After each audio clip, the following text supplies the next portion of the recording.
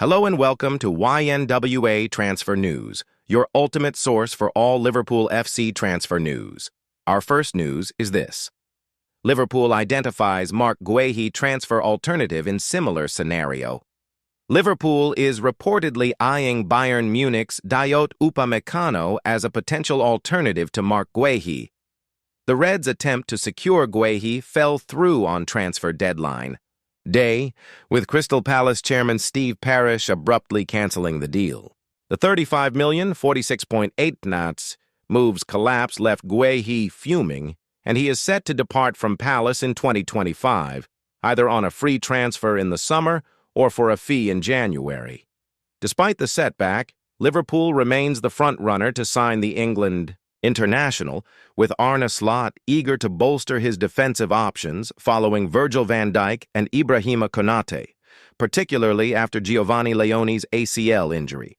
However, the club's radar isn't solely fixed on Guéhi, hence they're keeping tabs on other prospects. Upamecano, like Guéhi, has his current contract with Bayern set to run out on June 30th, and extension talks have hit a roadblock. The French international has been a stalwart at Bayern for over 4 years, clocking up 162 appearances, but his tenure in Bavaria may be nearing its end. As per German newspaper Bild, negotiations have reached an impasse, with Upamecano demanding better terms to re-sign. He is reportedly seeking an annual salary of $16 million, 18.5 members, plus a signing-on bonus, and his agent Moussa Sissoko knows that his teammate Alphonso Davies pocketed $17 million, $19 when he inked a new deal earlier this year. Liverpool, along with Inter Milan, Real Madrid, and Chelsea, is keeping a keen eye on the unfolding situation. Upamecano, however, seems content at Bayern and is using his current standing to negotiate a new contract rather than seeking an exit. Bayern, in turn, has identified Guéhi and Borussia Dortmund's Nico Schlotterbeck as potential replacements should they part ways with Upamecano. This suggests that the futures of Guéhi and Upamecano could be intertwined, given their status as two of Europe's top center-backs with contracts nearing their end. Crystal Palace manager Oliver Glasner made Guéhi's stance clear on Friday. "I think Marc has already told us that he doesn't sign a new contract, so he will leave next year. The club wanted him to stay. They offered Marc a new contract. But he said, 'No, I want to make something different,' and that's normal. And for us, it's how we can deal with this situation. What is the best way to get this next step done? And that's all about how we are talking together." Despite splashing out $450 million, $601, $6M on fresh talent over the summer, Liverpool still has funds set aside for the January transfer window. Following a string of 4 consecutive losses, they've been linked with Bournemouth forward Antoine Semenyo, touted as a long-term successor for Mohamed Salah. Liverpool given strange Hugo Ekitike explanation in Alexander Isak's starting battle. Glenn Johnson claims Hugo Ekitike isn't starting under Arne Slot due to politics at Liverpool. The French striker joined the Reds in a $79 million switch from Eintracht Frankfurt this summer. The 23-year-old wasted no time making his mark at Anfield either. Ekitike found the back of the net in Liverpool's Community Shield clash with Crystal Palace before scoring again against Bournemouth in the Premier League just 5 days later. He then bagged another against Newcastle United in Liverpool's next match to register 3 goals from 3 outings with the club.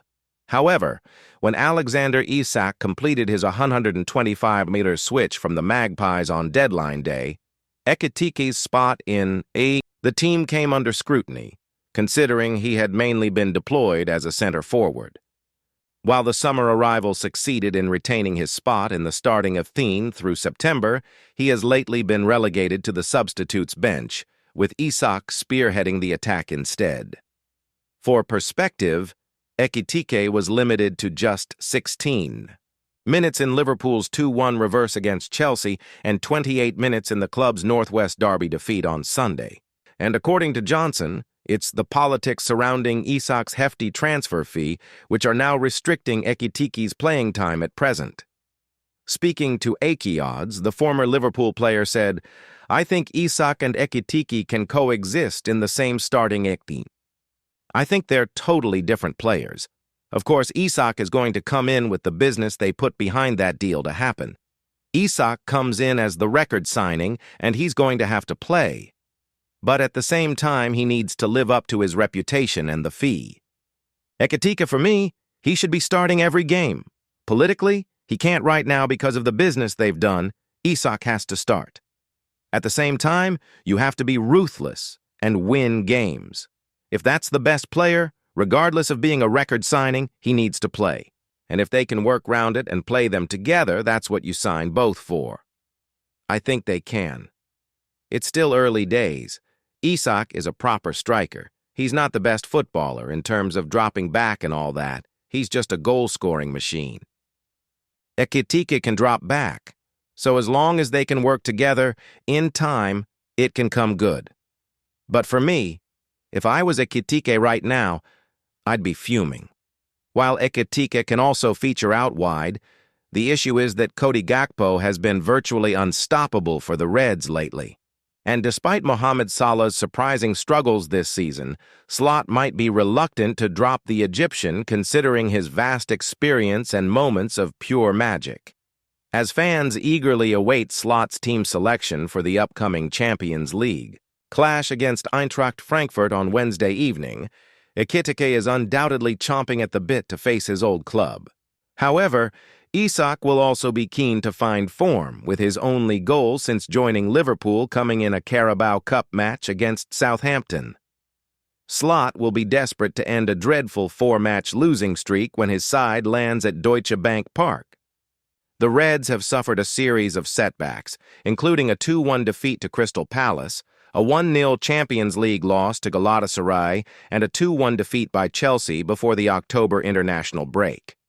After returning to Anfield refreshed from the break, they were dealt another blow with a 2-1 loss to arch-rivals Manchester United on Sunday. Jamie Carragher names advantage that Arsenal has over Liverpool. Never seen anything like it. Jamie Carragher believes Arsenal possesses one crucial edge in the Premier League title battle against Liverpool. The North London outfit currently sits at the summit, holding a 3-point cushion over Manchester City following 8 fixtures. Mikel Arteta's men have registered 6 wins, 1 draw, and just 1 defeat. That solitary loss being a 1-0 setback against Liverpool at Anfield back in August. Despite what many viewed as a pivotal triumph over Arteta's charges, the Reds have been struggling of late. Arne Slot's charges have endured 4 straight losses across all competitions for the first time since November 2014. 3 of those reverses came in the top flight, leaving the Merseysiders 4 points adrift of Arsenal in 3rd spot.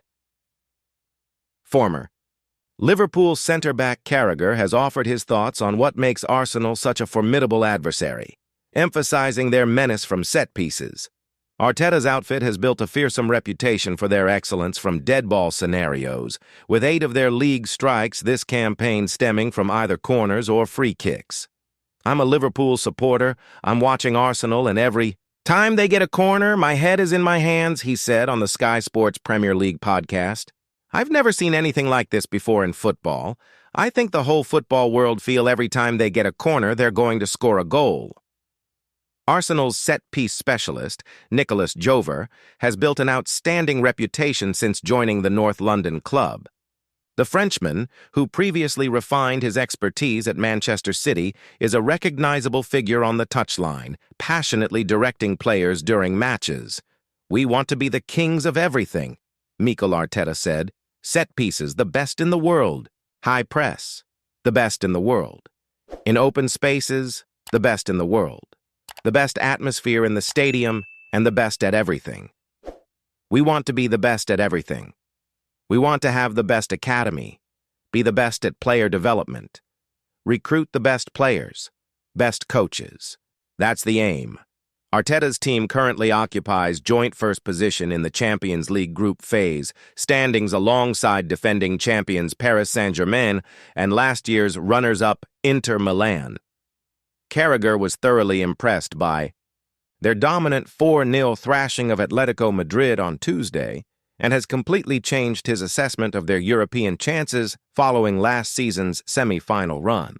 Right now, I think Arsenal and Bayern are the two most impressive teams I've seen when you look at their performances domestically and what they're doing in the Champions League, he said on CBS Sports. I've said before on this show that I've never had Arsenal down as a Champions League club. I know that might sound obvious because they've never won it before, but I've always thought there's something about them that doesn't connect. They've never really gone close. Thierry's Arsenal team was the best team I ever played against in the Premier League, and even that team didn't come close enough to winning the Champions League. It wasn't that team that got to the Champions League final. No question. Dwight Yorke settles Florian Wirtz debate after Liverpool woes. Arne Slot can point to the fine margins of defeat, but there's no escaping that it has been a bleak few weeks for Liverpool supporters. To compound the miserable run of results, individual performances have been under significant scrutiny as well. None of the new signings have been unqualified early successes. The possible exception would be Hugo Ekitike, but he's found himself on the bench more often than not as Alexander Isak seeks to play his way into some sort of form. Scrutiny is ramping up on Isak after Slot declared him fully fit. But the spotlight has been on Florian Wirtz for far longer, and questions continue to be asked. Another big-money arrival, Wirtz had the luxury of a full preseason, so there's a great deal of focus on the fact that he is yet to make much of an impact. Slot did try to give him a sustained run of minutes at the start of the campaign, but Wirtz now finds himself drifting toward the periphery, benched for the games against Chelsea and Manchester United. The young German playmaker is not the worst offender in this Liverpool side. With so many poor performers, you can argue that the buck ultimately stops with Slot. And if we do insist on picking out individuals, then Milos Kerkez is surely the most disappointing of the new additions.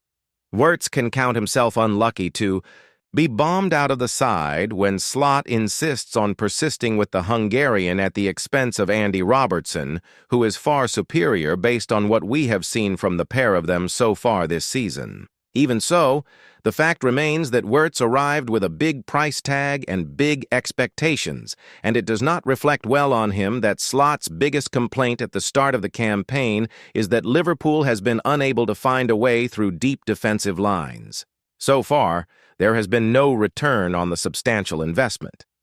It's at this point that a pundit with connections to Manchester United would usually come in with a gleeful, gloating quote. But in fairness to Dwight Yorke, he has provided a measured assessment.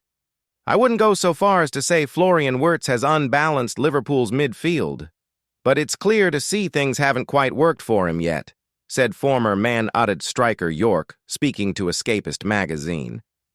He's had some moments of quality, and you can see there is a good player in there, but things haven't yet materialized to the level everybody thought they might. He was signed for a huge sum of money, and everyone was expecting him to produce magic straight away. That hasn't happened yet, and people are now starting to ask questions of him. None of that means he is not a good player, because he clearly is. Liverpool spent a lot of money on him, so the club and Arne Slot obviously believe in his quality. He still has a lot of time to show everyone just how good he can be. For me, there is no question about his quality. It just isn't going his way at this moment in time. That all makes a lot of sense.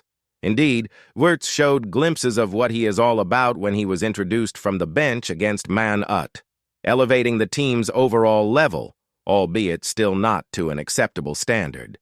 That's not the first time he has teased fans with flashes of his brilliance. If and when it all clicks, you can see that the price Liverpool paid could quickly begin to look like a bargain. Yorke joins Jurgen Klopp in warning people against writing off Wirtz. Slot will hope that his summer addition starts proving the doubters wrong sooner rather than later. Didi Hamann makes bold Jeremy Frimpong claim amid Liverpool's slump. Former Liverpool star Dietmar Hamann has questioned Jeremy Frimpong's role in the team, while also highlighting his concerns over several positions. Liverpool suffered its fourth straight loss on Sunday, the most brutal defeat of the season, after losing 2-1 at home to Manchester United.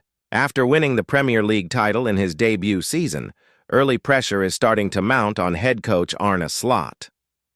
The team has changed considerably since the summer transfer window expired, and Heyman believes that Slot no longer knows his best team. The overhaul in the fullback position has been one of Liverpool's biggest challenges, and Heyman doesn't think Frimpong is a right back. During the 2-1 defeat to United, Slot started Connor Bradley and Milos Kerkez in the fullback positions. Frimpong replaced Mohamed Salah toward the end of the game, but was more defensive after Bradley was withdrawn earlier in the contest. For years, Liverpool has benefited from the fullback partnership of Andrew Robertson and Trent Alexander-Arnold. The transition has been more impactful than first thought, but according to Heyman, there are problems throughout the starting lineup. Speaking to Esports News UK, Heyman said, "It is hurting Liverpool that Arne Slot doesn't know his best XI, but there's a reason for it. If things go well, or if there's a feeling of progress, then you stick with what you've got." However, Milos Kerkez has been struggling since he came to the club. Jeremy Frimpong is not a right back. Connor Bradley is probably the first choice, even though he's missed a lot of games through injury. So I would like to think that he's the right back now. Then there's the situation with Dominik Szoboszlai. Slot went back to the 3 in midfield, which was probably the best midfield in the league last season. Mohamed Salah has found it hard to score goals since Christmas, and it's a similar story now. He hasn't got the impact he used to have, so there are a few question marks about the team in certain positions. The thing that worries me is there isn't one clear issue where you can say, if Bradley gets a run of games and settles in, they'll be fine. I think there are 2, 3, or 4 positions where you're not sure whether they're good enough to compete. Liverpool hasn't been at its best this season, but a 4-game losing streak is unexpected. The unwanted run began with a 2-1 defeat to Crystal Palace, before a 1-0 defeat to Galatasaray in the Champions League days later. Chelsea then scored a last-minute winner at Stamford Bridge to beat Liverpool 2-1, and Manchester United landed the most damning blow of all. Liverpool next faces Eintracht Frankfurt in the Champions League, desperate to secure a victory. Hugo Ekitike will face his former club on Wednesday. He joined Liverpool from Frankfurt in a deal worth $106 million this summer. Thank you for watching. Like and comment, subscribe.